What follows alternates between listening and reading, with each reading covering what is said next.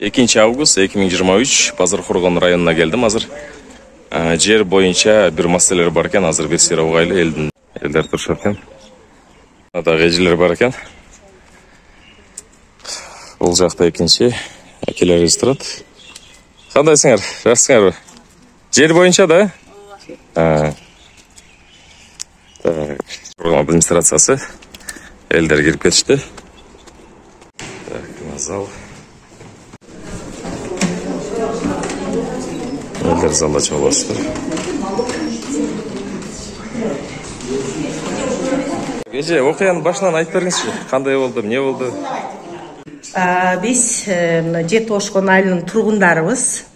Бизге 2005 жылы 15 гектар жерге жер трансформациядан чыккан. Жерлерге ошол жер 15 гектар жер там салуу үчүн деп чыккан.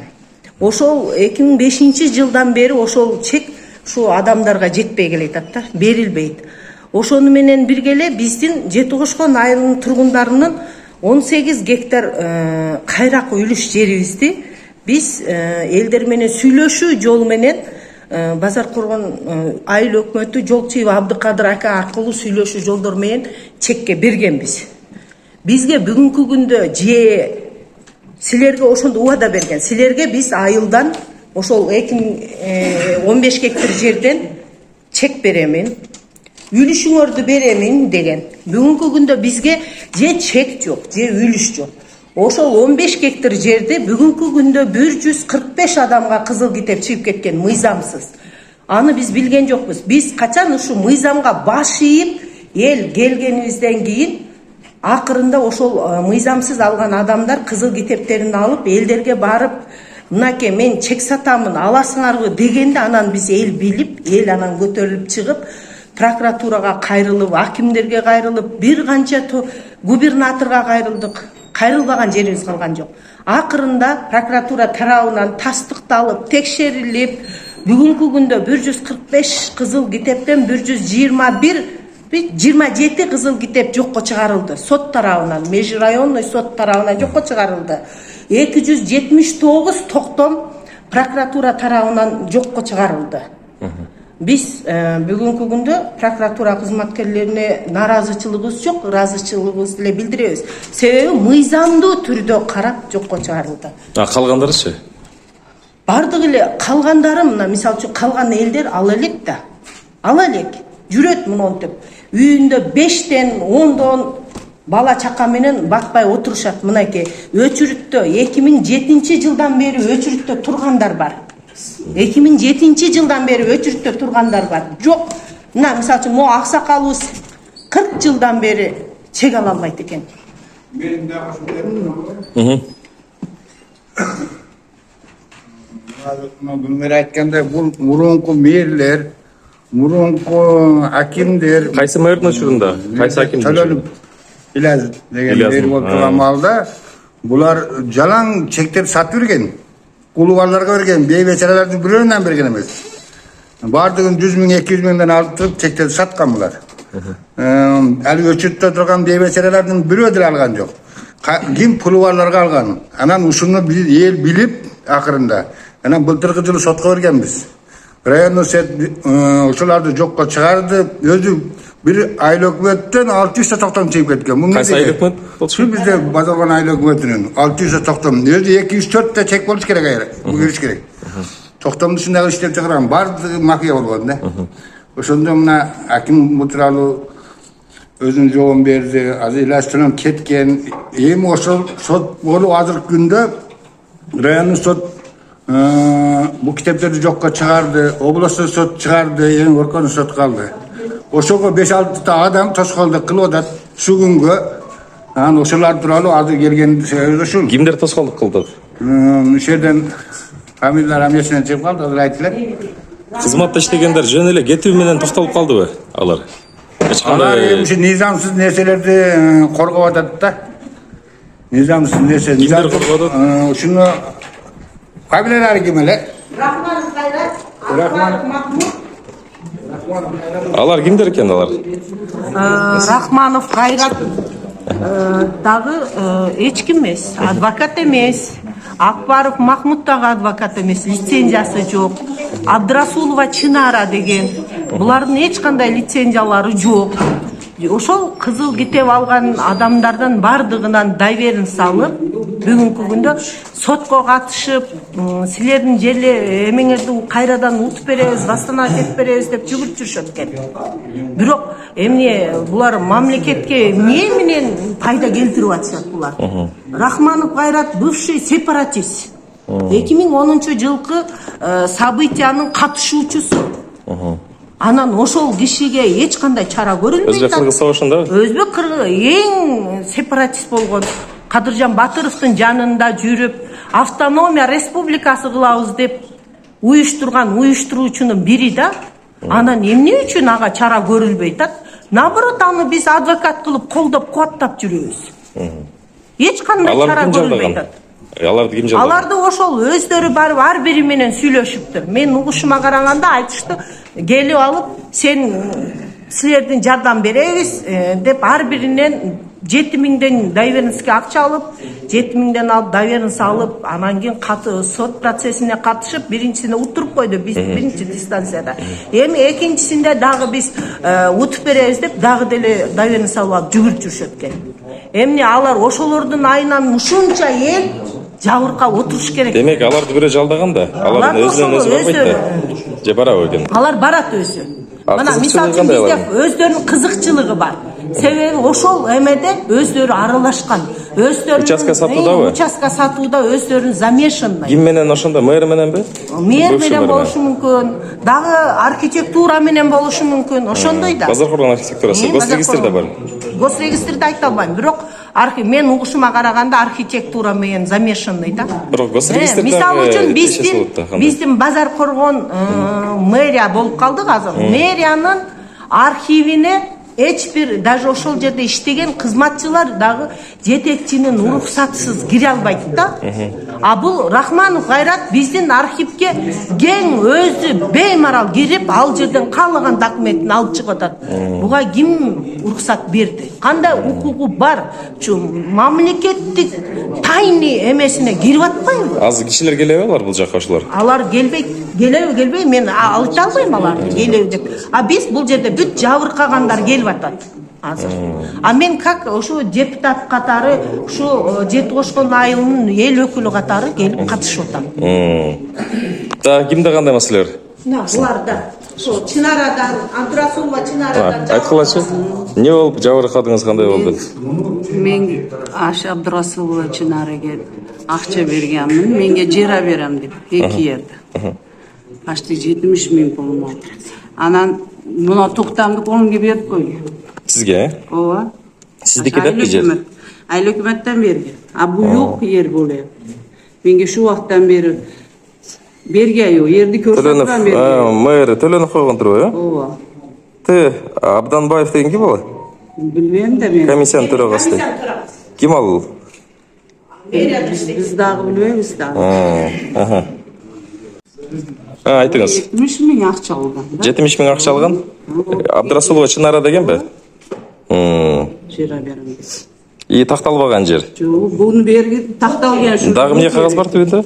Шу битте токтамды берген шу эле башка. Түбүндө да кагаздар бар экен. Nimасынын копиясын. Копиясыбы? Дагы кандай маселе бар? Бул элдик көзөмөлдүн мүчөсү? Ооба. Мен өзүм элдик көзөмөлдүн мүчөсүмүн. Абдрасулова Чынара участка алып беремин. Эже акча бере коюң, азыр жаздырып атамын, шарт кошуп коёмун деди эле. Жанымда азыраак акча бар эле, мен 8 000 акча бергенмин. Ошол боюнча эмне болду деп мына 3 жыл болуп атат, жок. Андан кийин дагы акча бериң дегени мен акча бербейм. Бул жок нерсе экен десем, мени оюндан чыгарып берген. Сизге болду, өзүңүз чыгып кете бериң. Мен сизди кошпоймун деп. Мен ошол боюнча ага да кошулбай эле жүргөнмүн.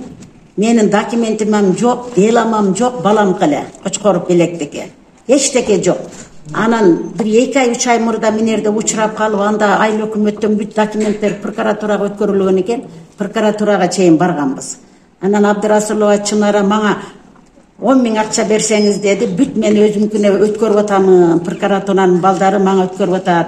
Менин караштуу жерлерди дегенден дагы балам 10 000 берген. Şu menen 18.000 puldu alıp alıp uşul boyunca menin dokumentim yok. Men gubernatorga çeyin barıp geldim. Ayıl hökümetteki жаңы merge kayrıldım. Janagı Tınыбек degeni больницага жатып алганым иш тыжолый болуп атат деп. Ал не болгон Тыныбек? Tınыбек ошо жер адис Tınыбек көчөдө булар Чынар Tınыбек мурдагы кеткен Ильяс көчө үчөө кылганда документтерди самопалдардын бардыгын пулду алып менге окшогондукун жок кылып туруп башкаларга берип койгон бул өзүнүн адамдарына. Эми менин жерими таап берсин. Чынара, мурдагы мэр, ошо Tınыбек үчөө. Баламын жери жок болуп атат 2011-жылы. Чынара деген не болуп иштейт? Эчтеке болуп иштебейт, эч жер. Анда Ильяс деген ошо мэр менен бирге иштешкен экен да. Мэр менен бир болчу. Мэрди кайрадан алып келемин, мен мындай кылдым, барып сүйлөшүп келдим, экинчи рет дагы отургузамын деп чуркап жүргөн. Анан биз ишенип жүрө бердик, кайра Ильяс келсе жерибизди берет деп. Şu günge çeyin yok. Andan başka dağı kança akçalardı bergen ben. Buna ustayanka bana öttü tez berseniz gösterekiştirden dokument kılvatam degende 7.600 bergenmin. Ukam aliment töletel alimentinizdi kıskartıp berem dese 8.000 bergenmin. Amdan keyin ele dağı bir jerde ayta koysak ele akkegile 5.000'den çıkarsalar men turalayımı süйлөшүп koydum degeninden 15.000 bergenmiz 3 adam 5.000'den çoğul var. Uşu menen eçtekeden darek yok. Bul Bişkekte barıp alıp bana Aybek çomoy ökö сүрөткө түшкөн сүрөтүн жөнөтүп бериптир. Mine жөнүндө men аны түшүнгөн эмесмин. Men dedi taşip menen süйлөшүп dedi. Aybekler menen süйлөшүp geldim dedi. Ошондо кайраттар дершитип барган эмес бул. Мен көзүм көргөн жок, сүрөтүн көрдүм. Ушуну менен же үйдөн жок, же чүйдөн жок, же пулдан жок, же жерден жок. Базар коргон элинин бардыгы ушуга алданып жүрөбүз. Али угелеги дагы көп. Kuda kalasa el ukan bolsa javul bele gelip. Anam oşonda hükümet işinet. Uturku bunun güyovalası var azı. Güyovalası gelip jolga gelip kaldı. Güyovalası gelse bolgan intervyunu en tazasını oşo güyovalasından olasın. Jana akça andan da algan bakça? Andan 1,5 milyon algan dep güyovalası aytıp ketti azı gelip kız ökö tastıkta bir. Adam nege algan eken 1,5 milyon? Jer alıp beremin de onu Esenbunun nar jagındagı jerdi görsetken eken. Şu seni. Parktagı mı? Ova. Ал жерде чоң жерди эметкен экен да? Билбейбиз дейбиз кандай экен. Силердики кандай? Кимде дагы кандай маселе бар? Силердики да ошол жана участкадан жабыркаганда эмесиңер да? Айтып биз ошо Чынарага келин арыз жазган. Анан бул арыз жазып коесуңар, бул жазганыңар жата берет. Пул берсеңер эртераак болот. Союз малдагы арыздар жатат, берилбей жатат. Пул бергенде калат дегенден. Анан 45.000 акча берсеңер, канча сотик жер? 6 сотик дем участкада. Кайсыл жылдары арыз жазгансыз? Кайсыл? 20 жазылган да.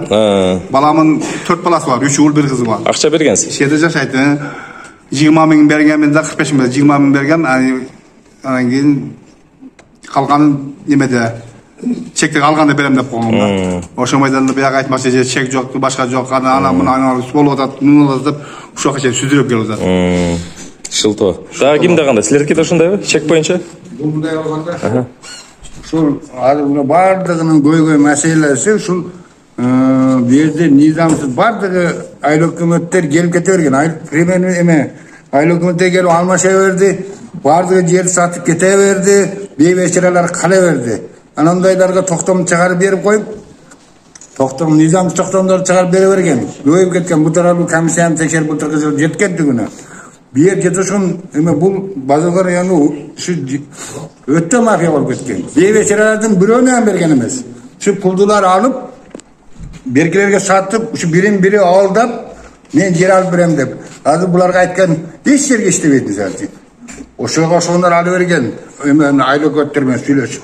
Ошон үчүн бул мисалы үчүн бир биздин ошо Базаркор мэринин былтыркы жылы эмеси жоголуп кеткен. Ушу кезекте турган журнал жок.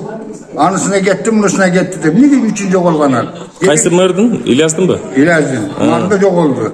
Şu bir kaptan merdin gezekte jurnal yok olup getse, al degen yok degen neyse de. Halkanda bir öldürgen neyse zorda çıkan da bular. Gezekte jurnal yok. Ben 10. yılgı baldarımın arızları var. Şunu geçen alelek mi? Ekite toğulak jettim var. Şunu geçen beze çürtmüş gerek. Berele usun. Kaysıl ayıl hükümette de ayıt odasın? Ben Bazarkor ayıl hükümette İlyas Tölün malındağı былтыркы жылы эми азыр көйгөй болуп аткан көйгөйдө ошону айтып атам токтомдорду көп чыгарып берген кызыл ките бардыгын чыгарып жерлерди сатып бергендиги тууралуу сотко берилди былтыркы жылы одан бери алып сотто ушу жерлер сотто Uştuğa teyin üstüne olup gelgen bu Bazarkoğlu'nda. Azır günde hem var şu mafyalarçı. Bu Göçerektir'de hem var, Arketra'da hem var, hakimcilikten bardık bolup gelgen. Yemin lan bu tutam deri satqı ötkörüp koyduk. Şu mene dımıp yer verilmey turat azır gün göçeyim. Azır bala çakalarımız 3'ten 4'ten her bir uyda yaşap atağız. Uşuğa soğun azırga oşanların aytkanına bir şu sot tezrah bizge seçip verse şu bala çakalarımızga birden 100 alıp vereriz. 10 yıl 15 yıldan beri alelek biz azır. Şu gün göçeyin alelek. Sizler de участка alıp dep kayırılgansыңар. Акча бергенсиңер силер да? Yok biz. Aklı bergen emesiz, ötesi biz algan emesiz. Akça berбей ала албай жүрөбүз да. Силер 6 сотикке кайрылгансыңар, э? Силерге кандай? Акча бергенсиңер силер? Силерчи? Ayla koyduk biz berбей algan için barız da. Biz aldı doğrunda alalım bir olsa. Силерден да акча сурашкан. Akça soragan yok, soyalgan yok. Sebebi biz berбей algan adamlarga 10 lira berбей жатты. Mına gece yüz geldi bergine dep gelsek, mına şunda silerge bereriz dedi, bergen yok. Başka bir 20. yılı, 18. yılı жазылган adamlara pul bergenlerge bereriz. Силер кайсыл жылы кайрылдың дедиңер? Men 10. yılga 10 жыл, э? Силерден кийинки кезекке тургандарга берип атышат. berip atat. Ana gece jurnal tekşertip gelsek gece jurnalı yok jogolup ketти. Ясно. Силердики кандай? Силердики да баа, сиздики да ошондой, э? Силер да айтасыңар бир эки ооз? Айта бергин. Men özümün ele 5 erkek balam var. Aldı 5 balalı, arkası 4 balalı olup kaldı. Bittasına çıkıp verilmese, biri menen biri moştaşap genel baldarını tarayındalar. Akır aylasıdan kvartiraga çıkardık. Hem kvartiraga dile iş bolbosa bir jerde tölөгүдө. Kımbat ken de bar jok. Hem oşonun içine çeçkindi bulup çeçip berseňer jakşı bolot ele. Мындайда биздин эң эле биздин жете ошкон элинин алданып калган жери бар да. Себеби биздин үлүшүбүздү алып туруп силерге биринчи очередте чек берилет дегенде өзү мыйзам боюнча деле бүгүнкү күндө же үлүштөн жок, же чектен жок. Буларга биринчи очередте чек берилиш керек болчу. Биз өзүбүздүн ойлосоңор өзүбүздүн айлыбызда үйүбүздүн жанынан чек берип атат. Кызыл китептери менен келип атат. Башка жактагы адамдар эч ким bir адамда 2'den 3'ten kızıl kite var adamlar vardı da satağız depçi satağız dese anan eldin bular kıynalıp durgan el bular жалаң өздөрүнүн акчасына эптеп сатып алгандар бар да сатып алып үй салып отурат а ушул күнгө чейин фактически Кыргызстан жараны бир жол болсо да чек алыш керек да булар ала элек эч кимис ала элек 3'төн 4'төн келиндери жашап атат өзү ал жерде 15 гектар жерде 204 гана чек бар да 204 чек тийиш керекпи ал жерде 600 токтом чыгып кеткен да 600 бирөөнүн чегин бирөөгө сатып берген эми ошо накладкада мына например мисал үчүн мына мен ошо элди бизге менин ушу элдер мынакей топтолуп келип мэрге Төлөнукка айтып ушу Базаркулова биздин атыбыздан биздин айыл дайым айыл артта калып калабыз ушул депутат эмес элем анда иштейт элем комиссияга кирсин деди мен өзүм комиссияга кирип ошондо биздин архивден издеп кошо кирип отуруп 33 делону таап чыккам дагы канчасы бар таап чыкканга үлгүргөн жокмун бирок ошол 33 делону алып кирип калдым ошол дагы мыйзамдуу 2010-2011 жылкы делолор болчу ошолор дагы илешпей калды да биздин колубузга мен эң алам кылган жерим эң мындай эме болгон жерим ушунчалык капа болгон жерим менин колума мыйзамсыз подделка токтомду карматып койгону ошону эмне деген ма Гүлмира сен элиңе эме кылып тур элиң ушу токтом менен алданып турсун соронуп турсун деген маниде деп мен ошондой кабыл алдым да берки токтому кандай болду ошондо алар бардыгы азыр прокуратура тарабынан жокко чыгарылды бирок алар бүт акчасын бергендер да акчасын бергендер эми ошолор эми бардыгы акчасын сурап атат башка кылып атат а берки кызыл китеп кылгандардан дагы эми эсебине караганда 22 адамдыкы гана мыйзамдуу болуп чыгыптыр дагы калганы ошо 204төн жок 145 кызыл китептен өзү 204кө берилиш керек эле бирок жалпы канча кызыл китеп берилген ошондо 145 жалпы ошондон 22си гана мыйзамдуу болуп чыгыптыр калганы мыйзамсыз деп сот тарабынан жокко чыгарылыптыр ал сот деле бир нерсени билип карап анан мэр деп атат ошо боюнча бывший мэр бывший мэрди бир көргөн жокпуз, билбейбиз, ошо бойдон көргөн жокпуз. Көргөн жокпуз да. Бир акыркы сотто көрдүк, Сотто көрдүк, ошо бойдон көргөн жокпуз. Азыр эркиндикте жүрөт. Жүрөт эркиндикте. Эми эркиндикте жүрсө жүрө берсин. Бул жагын мыйзамдуу кылып койсун бизге. Аны биз камап бер же башка кылып бер дегенден алыспыз. Просто биздики мыйзамдуу гана кылып чечип берсин болду. Туугандар азыр жыйын бүттү. Анан бул жактан суранышты элдер дагы ошол тергөөнүн купуячылыгы боюнча азыр аппараттан бир эки ооз сөз алабыз. Бүгүнкү жыйын боюнча бир эки ооз сөз. Бүгүн буга чейин Жети Кошкон айылынын тургундары келип акимге кайрылган. Мына ушул жер маселеси боюнча кайрылышып, бүгүнкүгө жыйын атайын администрация тарабынан уюштурулду, аким тарабынан. Органдарды чакырып, тийиштүү тапшырмалар берилди. Органдарга мыйзам чегинде иликтеп чара көрүү боюнча, эгер мыйзам бузуу фактылары аныкталса, чара көрүү боюнча органдарга тапшырма берилди. Чакырып. Хорошо. Жыйын боюнча. Бүгүнкү жыйын боюнча эмне десем билбейм. Эми булар дагы жакшы чечип беребиз десе, чечип берсе жакшы эле. Мурунку биз келип катышкандан бери чогулуш өтүп эле атат. Bundan бери биз азыркы мэрлердин 3-жүзүн көрүп атабыз да. 3 алмашып атат да. Биринчи мэрибиз дагы жайлайбыз, чечебиз, бүтүрөбүз деп. Экинчи мэрибиз деле ошондой болду. Мына азыркы болду экинчи мэр. Эми экинчи жолу өткөндө жанагы жаңы келген акимга тез алмашып атабы. Ошентип не болду. Биз эми кое туруң, бул 3-чү мэр тур эле. Бул 3-чү мэр. Тур эле 3-чү мэр бул. Бул официалдуу. Официалдуу. Ионун деле 5-чи, 6-чысын көрүп койдук окшойт да. Ио 6 бул эми токтокан деп ат коюп коет окшойбуз. Биз өзүндөй болуп атат да. Мэрлер тез алмашат. Акимдер тез алмашып атат. Маселе чечилбейт. Эми баланча чечет дегениң деле аны таппай каласың, башкасы келип калат. Мына бүгүнкү жыйын деле ошондой эле жыйын болду. Мына прокуратурадан келди, замы келди. Эми жаңы келген мэрлерде жер бошотпосо алар бере албайт, алардын акчасы жок. Бу жерде прокуратура иштеш керек, соттор иштеш керек. Эки адамдын кызыкчылыгын карап отура бериш керек да бу жерде. Бу жерде ошо элдин кызыкчылыгын, бейбечелердин кызыкчылыгын коргош керек эле да. Мен ушунуна нааразы болуп атам. Эки адамдын кызыкчылыгын коргой эле турат да. Прокуратуралар эмелер. Анан кийин аким жаңы келдим дейт, прокуратура барсаң, прокуратура жаңы келдим дейт. Баардыгы эле жаңы келдим дейт. Мурункулар болсо кетти.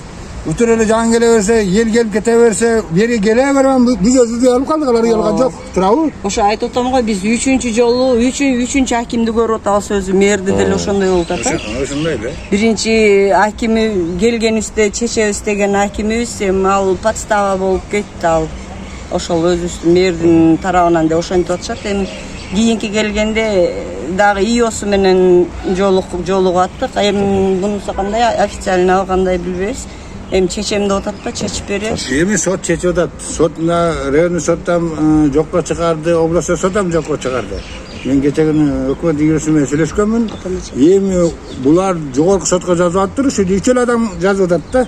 127 адамдын атынан дайырына салып, ошо 3 адам иштеп атат экен да. Эми ушу 204 чек. Алар эмне доверенность берген бекен? Доверенность бериптир деп атышат го. Эми мен дагы бүт алар акчага сатып алгандар да? Акчага сатып алгандар. Эми алар өзүнүн илими болбосо, билими болбосо, алар адвокат болбосо, башка болбосо, ал 127 адам кайсыл билимине ишенип берип не кылып атат, эми биз түшүнбөй атабыз. Сот жокко чыгарып атат. Районный, областной.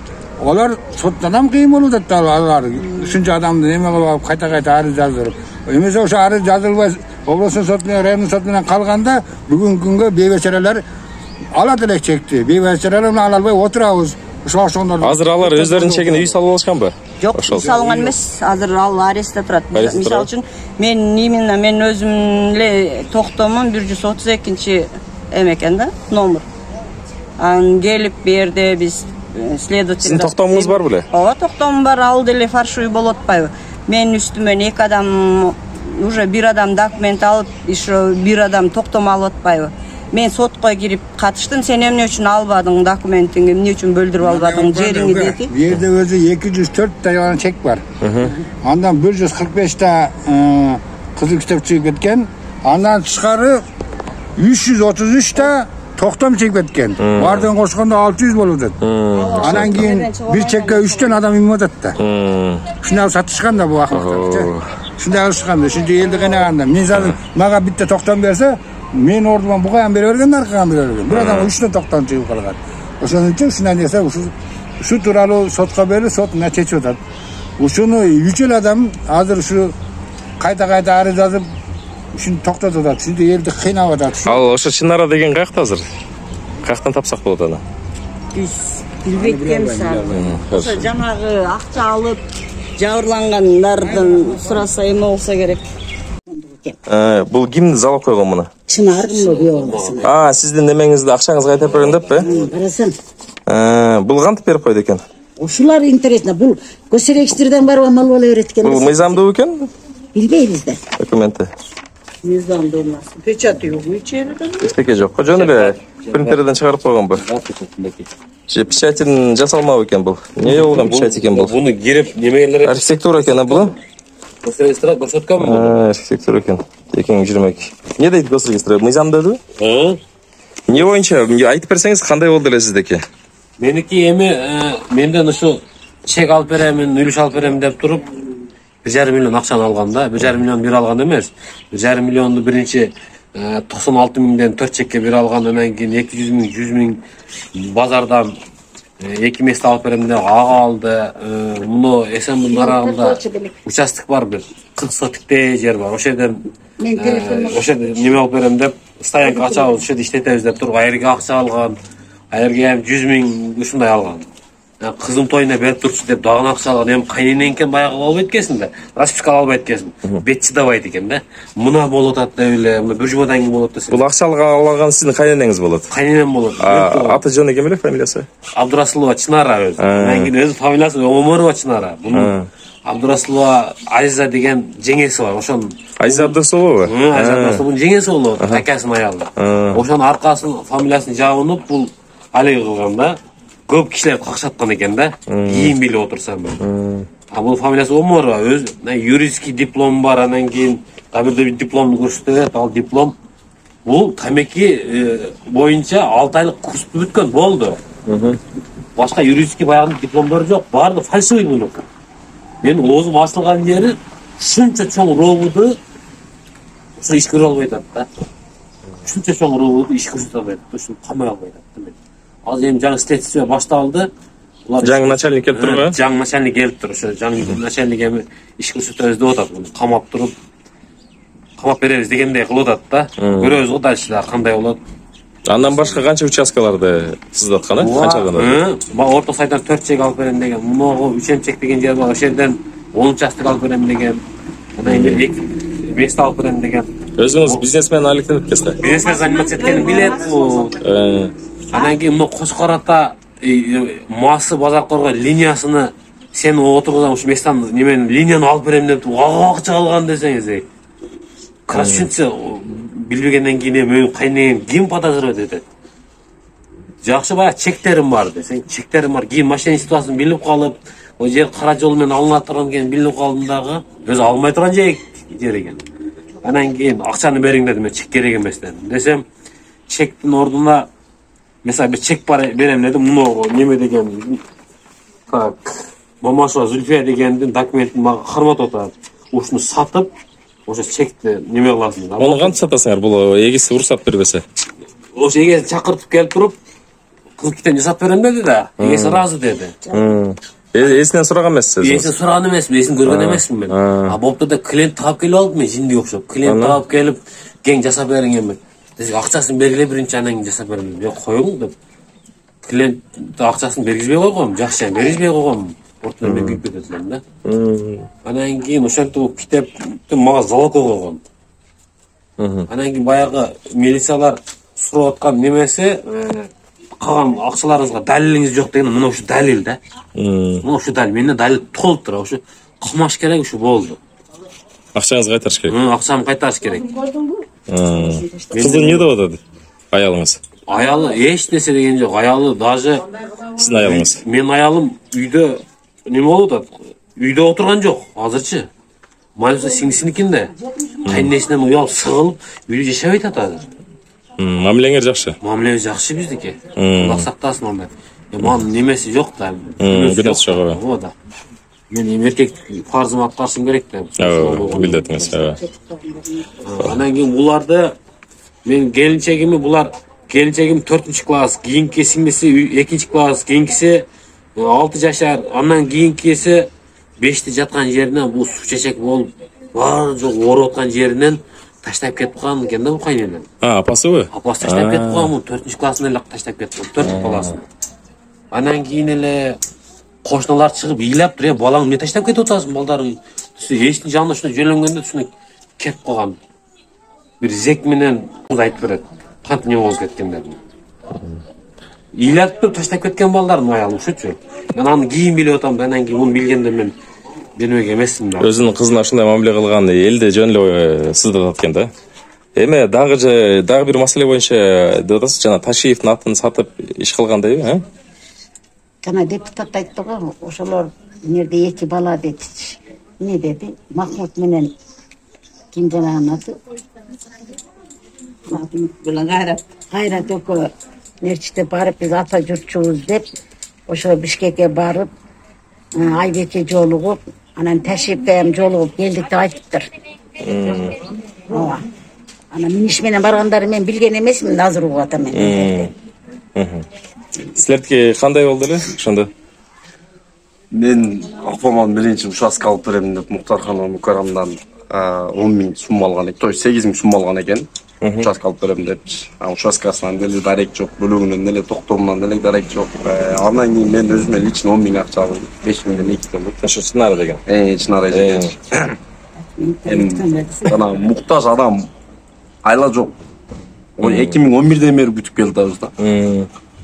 Апам айтына же үйдөн жок, же чүйдөн жок, же участкадан жок деген, эчтегеден жок, акчадан жок.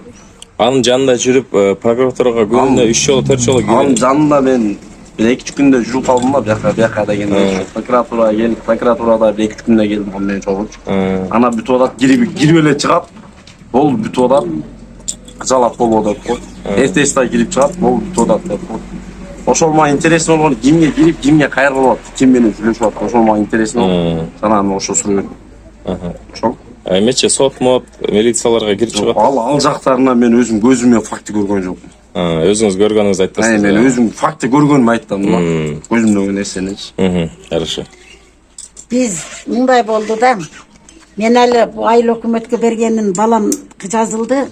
Мен өзүм менен муну жаңы бузулуп кеткен эме барбы, стоянка деп коет. Мына базардын эмесин, Айбектин эмесин бияк жолунда бузулуп жатат азыр. Ошол жер мага өтө же тез акча берин, көчүрөгүчтөрдөн документ кылам дегенде 7600 берген. Жок, мына 2 жыл, 3 жылдан өтүп кетип атат. Ал жер деле тийбептир, жалган айткан экен. Мен канча жол ишеним, алдандым да буга. Анан ал болдубу? Ой, 3 жыл мурун 4 жыл болуп калды, бир укамын алиментти кыскартып берем дегенде 8.000 алган. 6.000 бир алган, 2.000 сотко катышамын деп алган. Ага 8.000 берген. Мен алар Кайрыманын көлүндө алардын өзүнүн мурдагы илгерки иштетип жүргөн ишканасы экенде суу боюнча бир бала деп коет экен, атынан билбейм. Анан бул ака 70 канчынчы жылдан бери ошол жерде иштетет экен. Ким Байыш деген? Байыш.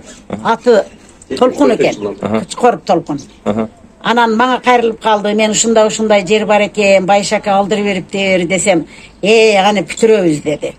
Анан боптур деп буга ишенип, мына 1 жылдан өтүп атат. 2 жылга жакындап калды. Анан бир күн айтты, азыр деди мен сүйлөшүү жүргүзүп атам деди. Муну сот иштеген Алмаз деген бар деди. Алмазга пулду беребиз деди. Алмаз барып деди, Бакытка апарып берет деди. Боптур деп анан Байыш ака 5.000, мен 5.000, али Темир деген агай бар, ал 5.000 кылып 15.000 ушерге алып келип бердик. Алып келип бердик, ал алып кирип кетти. Ошо боюнча ал жерден деле дайын жок. Міне болду. Ал жерди ким өзүнө өткөзүп алган? Осмонов. Осмонов кимис өткөзгөн? Осмоновтар уже. Осмоновтар кимис экенин билбейм мен. Анан эми бул соттон бул ака утуп алган экен. Анан кайра ошо жерими аламын дегенинен буга кайрылганбыз. Жок, ал деле жок болду. Ал бакыты деле жок болду. Же бизге айтпайт дебейт. Ушу менен бу жерде 15 000 бергенбиз. Анан ал Алмаз деген бала чайканада учурап калды бизге. Анан Алмаздан сурадык. Алмаз, саңа пул берди эле ошо күнү 15 000. Алдың беле десек, мен пул сулун көргөнүм жок, мага бергенем жок деди. Аны деле эч кимге бербей эле өзү жеп алган болуп атат дейми? Эч кандай иш бүтүргөн жок. Ушу яктан 25 000 бар.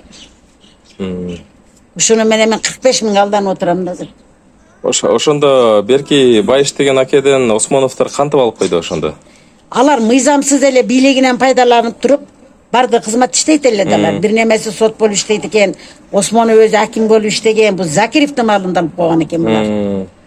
Анан документти кылып туруп, Байыш ака мен 2 жылдан кийин билип калдым дейт. Билбеппин дейт, алганын деле билбеппин, жанагы бизде аким болуп иштеген бар эле го, Талай. Дөлдөевпү? Дөлдөев. Ушул келип айтып койду дейт. Ака бул жерди алып койду го 5 гектар жерди десе, анан кийин билип мен соттоштум аны менен дейт. Соттошуп кайра соттон утуп алдым. Мындан алып бере албай атат дейт. Осмоновдордонбу? Анан кайрадан да кайрылып чарчап. Буга дагы ошол чынары жаза эмешин. Чынар неме кылып атат. Мен алып берем Байыш акага деген да, бул таныштарым бар деп. Акчаларын алып алган. Эми ошо 15 000 бердик да, адвокатка бергиле дегенмен. Хорошо. Ошол боюнча ал жерде эле чечилбей турат. Дагы кандай маселе бар, эже сизде барбы? Бар, айттым. Жана айттыңыз, ошо боюнча эле. Болду анда бүгүнкүгө. Туугандар, жыйынтыктап айтсак, ошол жергиликтүү өкмөттүн коррупциялык схемасы 204 участканы 445 адамга токтом чыгарган. Анын ичинен 145-не кызыл китеп жасалган. Ал кызыл китеп сот тарабынан жокко чыгарылган. 300дөй токтом арасында мыйзамдуу бар, анан мыйзамсыз бар да. Бул эми ошол убактагы жергиликтүү өкмөттүн коррупциялык схемасы. Мындай иш-чараларга эми азыркы өкмөт барбайт деген ниеттебиз. Анан ошол учурдагы болгон коррупциялык иштерге тиешелүү органдар өздөрүнүн чечимин берет, буюрса. Анан келечекке туугандар, жергиликтүү өкмөтпү, башка өкмөтпү шайлаганда сөзсүз мындай адамдык сыпатын карасак, мисалга үйлөнгөндө да айтат го динибизде. Биринчи ыйманына карагыла, анан ден соолугуна, билимине, башка жагына. Сөз мында да ошондой кылыш керек. Ошол өкмөттүн башына келгенде бул жалпы элдин тагдырын чечип атпайбы? Демек, ошол биринчи ошол индикатор сөзсүз ыйманына караш керек. Анан профессионализмине караш керек. Канчалык бул деңгээлде ишин билет. Анан башка тармактарына. Мисалга акчасына кызыгып шайлап аласыңар, анан андай өкмөттөр келип жерди сатып, башка коррупциялык иштерге аралашып, элди сыздатат, монтуп чуркатат. Ушундай нерселерге карабаш үчүн сөзсүз акчага алданбагыла туугандар. Акча 1 күндүк, 2 күндүк, анан барар жери алардын ошо 2 метрлик жер. Ошо 2 метрлик жерге ушунча элди сыздатып, элестеткиле бир эле участокто 2-3 адамга токтом чыгарып бергенде бул не деген көрүнүш? Демек, бул нерсени токтотушубуз керек. Жалпы жамаатыбыз менен бүтүн ошол Кыргызстанда ушундай көрүнүштөрдү арылыш үчүн сөзсүз мындай материалисттерди бийликке алып келбеш керек. Руханий мындай бай адамдарды алып келсек, мындай иштерге барбайт деген үмүттөбүз. Түшүнөм, эч нерсеге гарантия жок, бирок ошол индикаторго карасак жакшыраак болот да. Анан мындан дагы кенен маалымат алыш үчүн ошол Айбек Саипов YouTube каналына катталгыла туугандар.